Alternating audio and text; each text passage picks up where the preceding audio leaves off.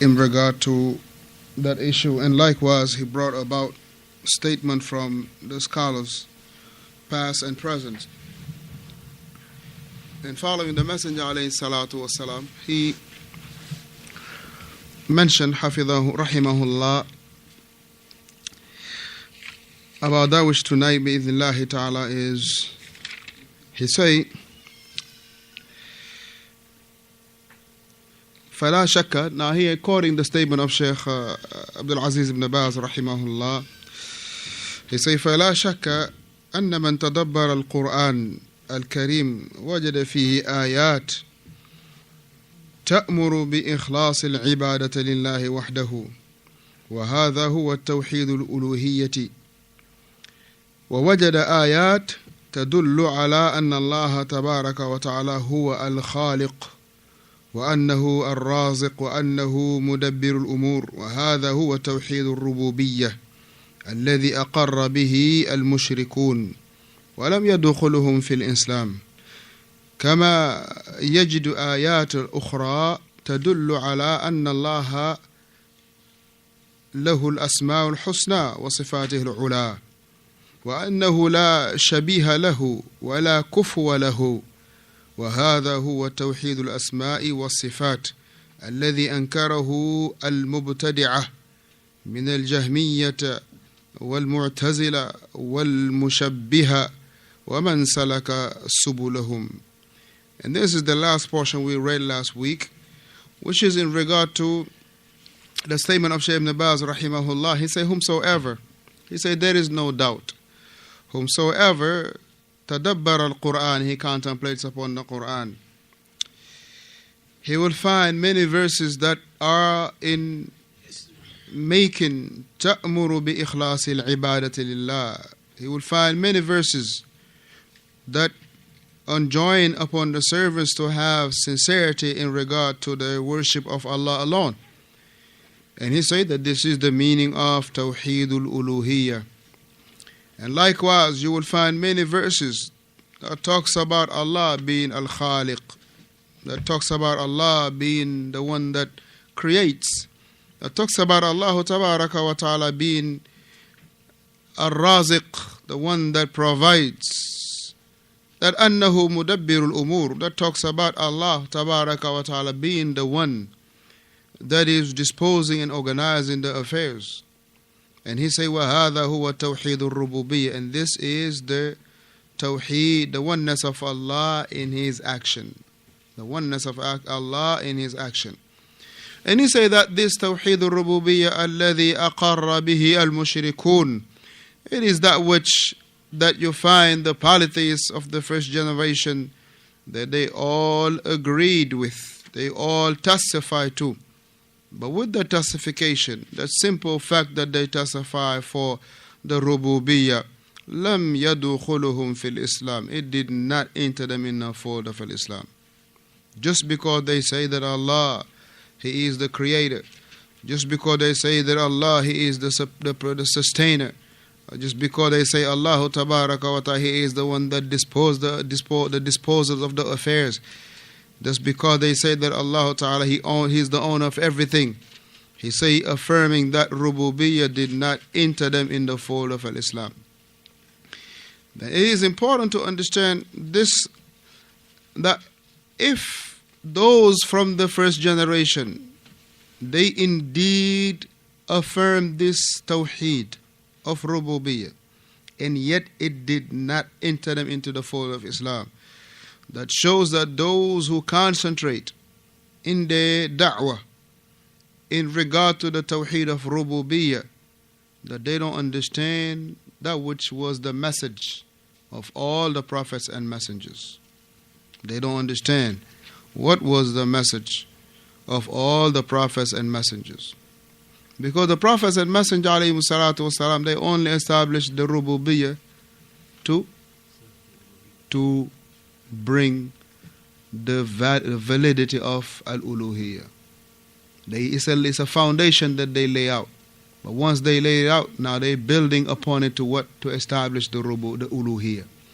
But as for those who يركزون التوحيد الألوهي الربوبية, as those who they concentrate all their efforts of da'wah in regard to the rububiyyah, they don't understand really what was the call of Nuh.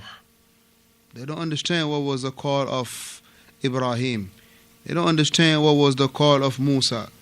They don't understand what was the call of Isa. And they sure don't know what was the call of the Prophet ﷺ. What was his message? So likewise, you will find verses, Shaykh Ibn Baz rahimahullah mentioned, you will find verses where Allah describe himself or give himself names and describe himself of very lofty descriptions. وَصِفَاتِ الْعُلَى, He, Allah. You will find in the Quran where Allah describe himself with lofty descriptions. And we mentioned last week or the week before the two types of sifat. Na'am Muhammad. طيب, you have the sifatu dhati. Ahsanta. The sifatu dhati. Give me an example.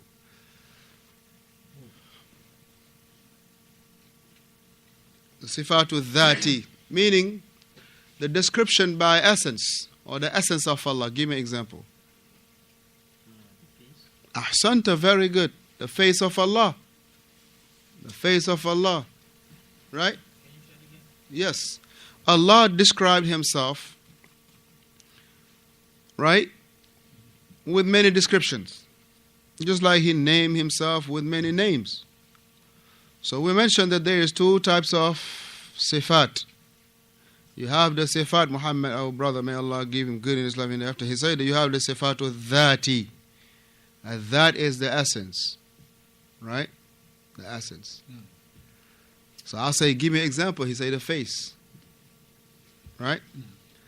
To just make it easy, when you say the sifatu dhati, the essence is that which, if I was to give you the example, right, it's like your eyes. Wherever you go, they're with you. Unlike your glasses. No. Come again? I'm sorry, I lost you. You know, when it's too simple, you will lose it. Maybe that'd be complicated. When somebody is so intelligent, little stuff will confuse them. Well, but the big stuff, they got it. I should have caught it then. Hayakallah. When you have, let's say your eyes, you don't never leave home without it. But your glasses, as a matter of fact, right now you don't have your glasses. Yeah. Okay. That means it's not something that is attached to you. It's not something that is part of you. It could be attached to you, but it's not part of you. Right? It could be something you use based on what? Need. Or based on a situation. Right? Huh? Or you can be using it for you desire to look cool. Okay, let me put these shades on. Right? Something like that. Right? So now we're talking about at a level where we want to understand this issue between the sifat of dhati and the other sifat that somebody else will say. Okay? So here you have the sifat when Allah Tabarak wa Ta'ala, He described Himself with having a face. Right? كل شيء هالك إلا وجهه. بمعنى إلا وجهه. That everything will perish except His face. Except His face. Now don't understand that everything will be perished except just the face of Allah. You will say, okay, what about other things that Allah said about Himself? No, here it is another rule that will help you out. Which rule is that, Ibn? Very good. ذكر الجزء بمعنى الكل. ذكر الجزء بمعنى الكل. Right? Meaning it is a mentioning of a portion, but in reality it is you are mentioning the whole of it. Right? You're mentioning the whole of it. You're mentioning a portion of it, but in reality that portion that is mentioned, the intent is everything with it. Right? Everything that is with it. Not just barakallah, what you mentioned, but everything that is with it. You understand? So what is the other sifat that we have? Omar? Very good. You have the sifat fi'li, as-sifatul fi'liyah, right? As-sifatul fi'liyah. And this sifat fi'li is the description of Allah tabaraka wa ta'ala by way of His actions. By way of His actions.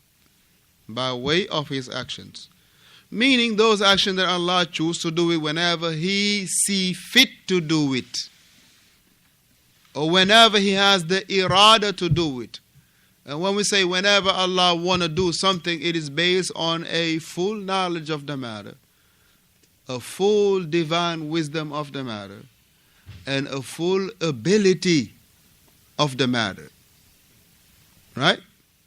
Full knowledge of the matter, full ability of the matter, and likewise, barakallahu fikum, full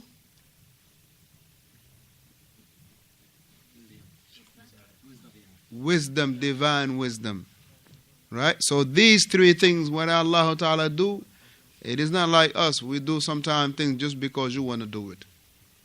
Just because you want to do it. Or just because you want to say it, you saying it. Or just because you want to act this way, you acting this way. But whatever Allah do, it is based on a divine wisdom, complete knowledge of the matter. Not juz'an, not partially, but complete knowledge of the matter. And thirdly, that He, Allah Ta'ala, He do it with complete ability to do it. It's not like He, you and I, sometimes we're doing one thing, halfway done, we out. La, but Allah Ta'ala, He is fully able to, alhamdulillah, do whatever He will to do. Now, Abdul Rahman. Sure. The second type is the sifatul fi'liyah. Fi'liyah come from al-fi'l. Al-fi'l, it could be al-fi'l, could be or statement. Al-fi'l could be action and statement, or action and statement. In English, when you say action, not necessarily it is inclusive of statement that is said. But in Arabic, when you say fi'l, you have al-amal wal-aqwal, or al-amal wal-qawl. Right? That's why when you hear Imam al-Bukhari, he say what? Babul ilmi qabla al-qawli wal-amal. He didn't say fi'l, because he would have said fi'l. Fi'l is comprised of both. Right? So we say here that you have the sifa, the description of Allah, the attributes of Allah. You got these two types. You have the sifa that is dhatiyya, by essence. Right? Let's say, what else? We say the face of Allah. What else? The hands of Allah, tabaraka wa ta'ala. What else? Huh? Well, you will have to bring a dalil for that. And in those things, right? Allah. No, you should have said the sight. I understand what you're trying. You say the sight, not the eyes. Right? Say the sight. Even though anta bi'a'yunina. That's what I wanted to say. Innaka ala a'yunina. That you are in our sight. Here Allah, He used the word eyes. Tayyib. He used the word eyes. Tayyib. So what else we have from the sifat that are dhati? Naam. Right, the foot of Allah, the qadam of Allah, right?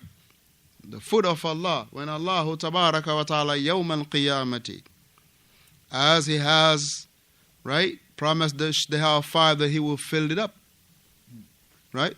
And the hellfire be dragging the chains that are holding it. Raging.